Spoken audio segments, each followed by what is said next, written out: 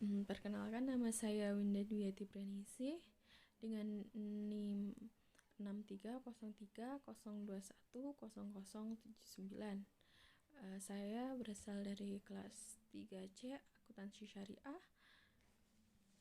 Di sini saya akan menjelaskan mengenai pengambilan keputusan investasi, di mana yang mencakup dari pengertian investasi, jenis-jenis investasi, metode penilaian investasi, kelebihan dan kekurangan dari setiap metode dari penilaian investasi. Maka dari itu, silahkan simak video yang telah saya sajikan berikut ini. Lalu apa itu investasi? Di sini yang pertama, investasi menurut Riley and Brown. Investasi adalah kesediaan seseorang untuk mengalokasikan uang dalam nilai tertentu di masa sekarang guna memperoleh penerimaan di hari yang akan datang. Yang kedua, yaitu pengertian investasi dari Budi, Ken, and Marcus. Investasi merupakan kesediaan seseorang mengalokasikan uang atau sumber daya berharganya saat ini dan menahannya hingga waktu yang ditentukan agar menerima keuntungan atau laba di kemudian hari. Kemudian yang ketiga, menurut Dornbos, investasi adalah pengeluaran yang disediakan untuk meningkatkan atau mempertahankan komponen-komponen barang modal. Kemudian yang keempat, menurut Otoritas Jasa Keuangan OJK, investasi adalah penanaman modal yang biasanya dilakukan dalam jangka panjang untuk mengadakan pembelian saham dan surat berharga lainnya untuk memperoleh keuntungan. Kemudian di sini jenis-jenis investasi dibagi menjadi dua, yaitu investasi jangka panjang dan jangka pendek. Yaitu investasi jangka panjang adalah investasi yang dimiliki lebih dari 1 tahun atau 12 bulan. Sedangkan investasi jangka pendek ialah investasi yang dapat segera dicairkan dan dimiliki selama setahun saja atau kurang dari itu. Kemudian yang pertama adalah investasi jangka panjang. Investasi jangka panjang dilakukan untuk mempersiapkan hari tua yang tenang dan aman. Contohnya investasi jangka panjang di sini adalah emas, properti, saham, obligasi, dan tabungan. Kemudian ada pula investasi jangka pendek. Jangka panjang yang pertama contohnya adalah emas, merupakan salah satu contoh investasi jangka panjang dengan harga yang cukup stabil. Dengan investasi emas jangka panjang itu biasanya kisaran waktunya itu 5-10 tahun sesuai kebutuhan. Kemudian yang kedua adalah properti. Investasi properti itu merupakan contohnya itu tanah dan bangunan. Nilainya properti yang kita miliki akan selalu naik dan tidak akan pernah mengalami penurunan. Jenis investasi itu sangat menguntungkan. Misalkan kemudian nomor 3 adalah saham, yang berarti surat berharga sebagai bukti kepemilikan modal di suatu perusahaan. Kemudian investasi dalam bentuk saham itu merupakan investasi jangka panjang dari sebuah perusahaan untuk mendapatkan keuntungan tetap setiap tahunnya, karena perusahaan selalu membagikan dividen kepada pemiliknya. Keempat adalah obligasi. Obligasi merupakan surat utang yang dikeluarkan oleh perusahaan untuk menarik dana dari masyarakat guna menutup pembiayaan perusahaan dalam jangka waktu tertentu. Yang kelima adalah tabungan berjangka. Investasi jangka ini menyediakan beberapa pilihan dengan jangka waktu mulai dari 1 hingga 10 tahun ketika memilih sesuai kebutuhan dan kesanggupan dengan rutin menabung secara teratur di bank dalam jangka waktu tertentu. Kemudian di sini ada investasi jangka pendek. Investasi jangka pendek merupakan produk investasi dengan cara menyetorkan sejumlah dana untuk dikelola dalam jangka waktu singkat. Dengan biasanya periode investasi ini ada yang pertama adalah deposito. Deposito merupakan produk tabungan di bank dengan menyetorkan dana selama periode tertentu dan dana akan cair pada tanggal jatuh tempo saja. Bunga dari deposito itu bersifat tetap atau fix sampai jatuh tempo. Kemudian nomor 2 adalah reksadana. Reksadana merupakan salah satu instrumen investasi dengan mengumpulkan dana kumpulan dari investor dan dikelola oleh manajer investasi agar memperoleh keuntungan bagi para investor. Hal ini memudahkan para investor tidak perlu memikirkan strategi dan cara mengelola dananya. Kemudian di sini yang ketiga adalah surat berharga negara atau SBN. SBN adalah surat pernyataan utang yang diterbitkan oleh negara untuk investor dana. Hasil keuntungan dari pengelolaan modal dan akan dibagikan oleh negara kepada investor dalam bentuk kupon. SBN terdiri dari surat utang negara, contohnya ORI dan SBSN. Kemudian yang keempat adalah Bridge Peer-to-Peer P2P atau lendings. Bridge Peer-to-Peer P2P lending merupakan produk investasi baru yang menekankan waktu mulai dari 6 bulan sampai 2 tahun. Pada investasi jangka pendek, investor akan menanamkan modalnya ke UMKM Indonesia. Kemudian di sini metode penilaian investasi ada 4, metode payback period, metode next present value, metode probability index, dan metode internal rate return. Yang pertama adalah metode payback period atau PP. Metode payback period merupakan suatu produk yang diperlukan untuk menutup kembali pengeluaran suatu investasi dengan menggunakan aliran kas masuk neto proses yang diperoleh. Rumusnya adalah PP sama dengan capital quality dibagi dengan proses dikali dengan 1 tahun. Kemudian kriterianya jika payback period itu lebih pendek dibanding dengan jangka waktu kredit apabila dana berasal dari pinjaman yang diisyaratkan oleh investor dan pihak bank, investasi akan diterima. Kelemahannya mengabaikan nilai waktu uang, mengabaikan proses setelah PP dicapai, dan mengabaikan nilai sisanya. Kemudian contohnya, jika proses tiap tahun sama, proyek B membutuhkan investasi sebesar 120 juta dan proses diperkirakan sebesar 40 juta per tahun selama 6 tahun. Dengan penyelesaian, PP sama dengan 120 juta dibagi dengan 40 juta dikali dengan 1 tahun menghasilkan 3 tahun. Kemudian proyek B membutuhkan investasi sebesar 120 juta, proses yang diperkirakan itu tahun pertama adalah 50 juta, tahun kedua 50 juta, tahun ketiga adalah 40 juta, tahun keempat 30 juta, tahun kelima 20 juta, dan tahun keenam adalah 20 juta.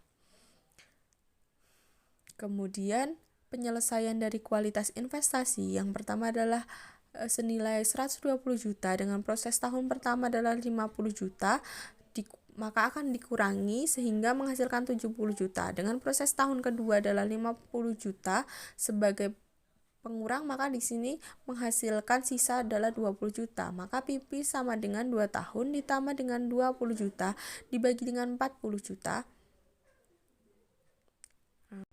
dikali dengan 1 tahun sama dengan 2 tahun 6 bulan.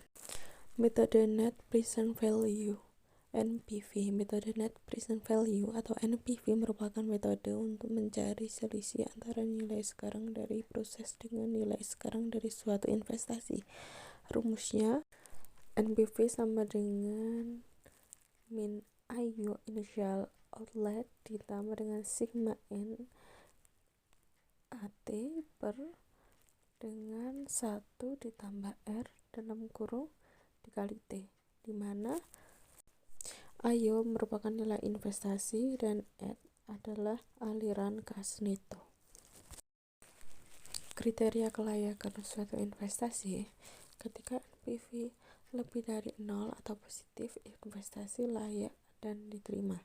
Namun ketika NPV kurang dari sama dengan 0 atau negatif, investasi tidak layak dan ditolak. Contoh jika proses tiap tahun sama, proyek B membutuhkan investasi sebesar 120 juta dengan proses diperkirakan 40 juta per tahun selama 6 tahun dengan rate of return sebesar 10%. Penyelesaiannya NPV sama dengan minus 120 juta ditambah 40 juta dikali dengan 4,3553 dengan NPV sama dengan negatif 120 ditambah 120 juta ditambah dengan 174.212. Contoh perhitungan jika proses per tahun tidak sama. Ketika proyek B membutuhkan investasi sebesar 120 juta, tingkat bunga sama dengan 10% dengan proses yang diperkirakan tahun pertama 50 juta, tahun kedua 50 juta, tahun ketiga 40 juta, tahun keempat adalah 30 juta, tahun kelima 20 juta, dan tahun keenam 20 juta. Kemudian metode net present value atau NPV dari tahun pertama adalah 0,909 dengan proses 50 juta dengan PV atau prosesnya adalah 45.450.000. Kemudian tahun kedua adalah 0,826 dengan prosesnya adalah 50 juta dan PV atau prosesnya itu 41.300.000. Kemudian tahun ketiga 0,751 dengan prosesnya 40 juta dengan PV atau proses itu 30.040.000. Kemudian tahun keempat DF-nya sebesar 10% itu adalah 0,683 dengan prosesnya adalah 30 juta dan PV atau proses itu 20.490.000. Tahun kelima 0,621 dengan proses 20 juta.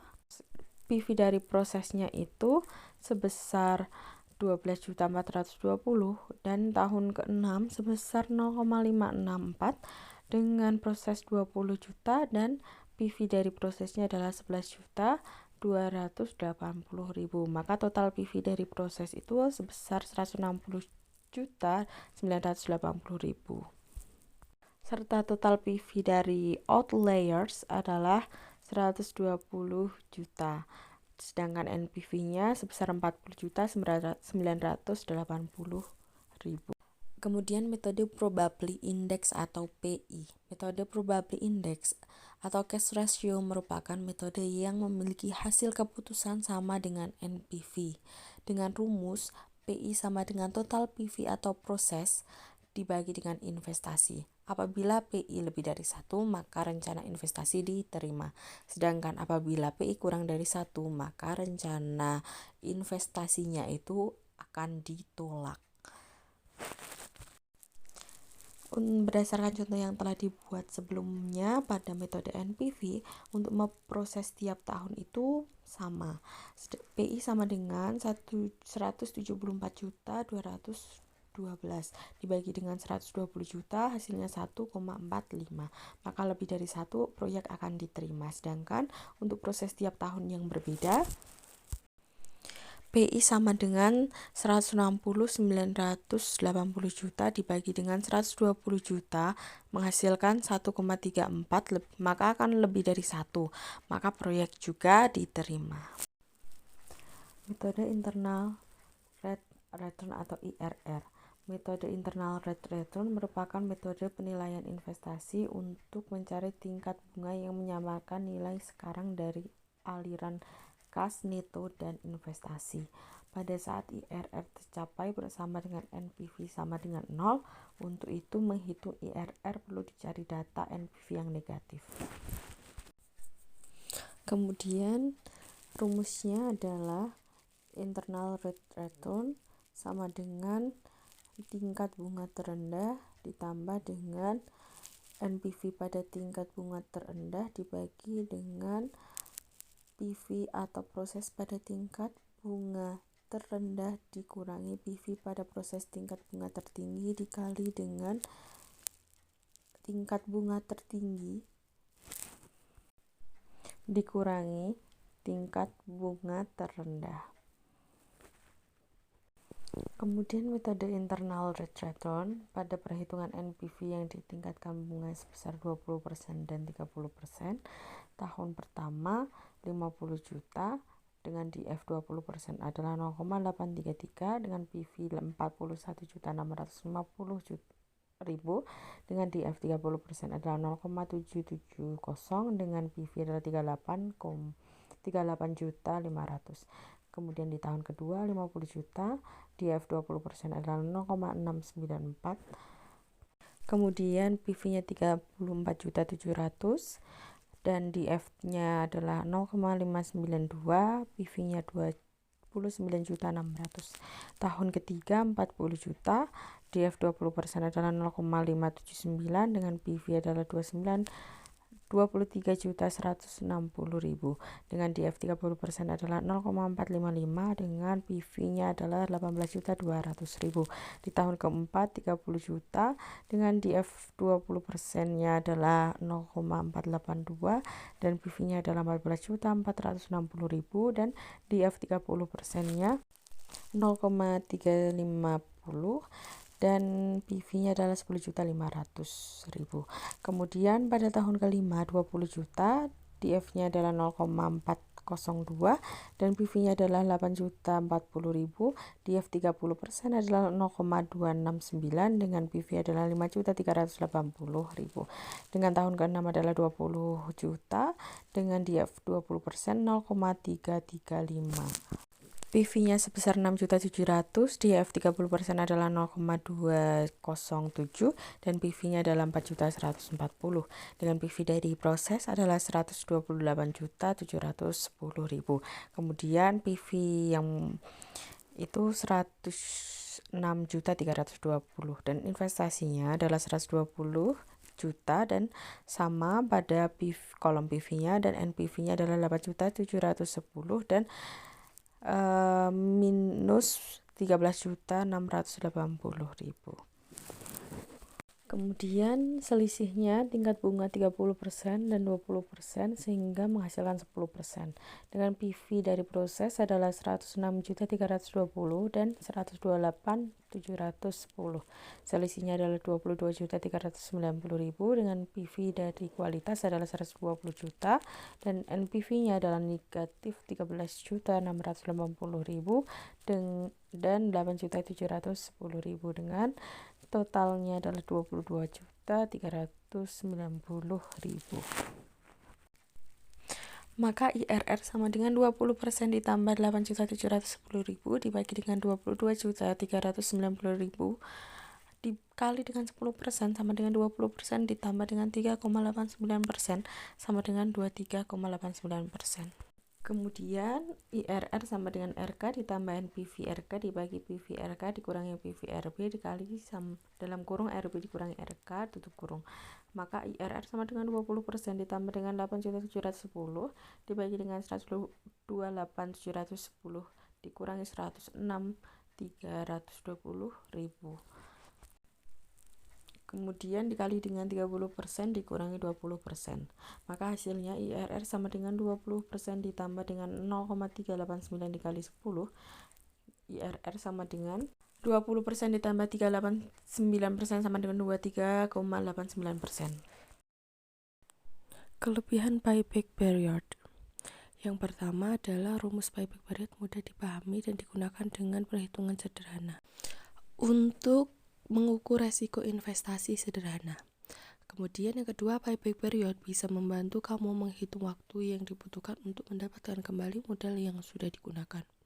Kemudian dapat membandingkan dua proyek sekaligus menggunakan perhitungan payback period dengan hasil proyek yang memiliki payback period lebih lama berarti bukan pilihan yang terbaik. Kekurangan payback period. Yang pertama, perhitungan payback period yang sangat cepat dan mudah mungkin dianggap terlalu sederhana. Perhitungan yang sederhana ini memungkinkan investor untuk lupa menghitung biaya pendukung lainnya. Tidak menunjukkan soal profit secara spesifik sehingga mungkin bisa merugikan investor ketika mereka membandingkan dua buah proyek. Salah satunya mungkin memiliki payback period yang lebih cepat, namun dalam jangka panjang bukan berarti proyek tersebut punya profit yang lebih besar. Kelebihan net present value atau NPV. Perhitungan net present value sangat berguna untuk memahami potensi keuntungan dari suatu proyek investasi yang dilakukan saat menghitung modal. Kedua, kelebihan metode perhitungan net present value dapat melengkapi kelemahan dan metode payback period yang menggunakan konsep time value of money. Kemudian, MPV sangat berguna untuk membantu pelaku bisnis seperti perusahaan dalam mengevaluasi kelayakan proyek bisnis dan investasinya. Kekurangan net present value atau NPV. Yang pertama adalah sensitivitas yang tinggi terhadap tingkat diskonto dikarenakan metode perhitungan merupakan hasil penjumlahan beberapa arus kas yang sudah dihitung dengan tingkat suku bunga. Yang kedua, jika melakukan perhitungan dengan metode NPV maka harus menebak biaya dari modal berusaha di masa yang akan datang. Yang ketiga, perhitungan investasi dengan metode NPV umumnya hanya berfokus untuk proyek investasi dan jangka pendek dibandingkan investasi jangka panjang. Keuntungan metode profitability index. Yang pertama, memperhitungkan nilai waktu daripada uang atau time value of money. Yang kedua, menentukan terlebih dahulu tingkat bunga yang akan digunakan. Yang ketiga, konsisten dengan tujuan perusahaan, yaitu memaksimalkan kekayaan pemegang saham. Kelemahan metode profitability index. Yang pertama, dapat memberikan panduan dan pilihan yang salah pada proyek-proyek yang mutuality eksklusif yang memiliki unsur ekonomis dan skala yang berbeda. Kelebihan metode internal rate of return. Yang pertama, tidak mengakibatkan aliran kas selama periode proyek. Kedua, memperhitungkan nilai waktu daripada uang. Dan ketiga, mengutamakan aliran kas daripada aliran kas belakangan. Kemudian, kelemahan metode internal rate of return. Yang pertama, memerlukan perhitungan COC atau cost of capital sebagai batas minimal dari nilai yang mungkin dicapai. Yang kedua, lebih sulit dalam melakukan perhitungannya. Maka sekian dari saya dalam menjelaskan materi kali ini. Terima kasih.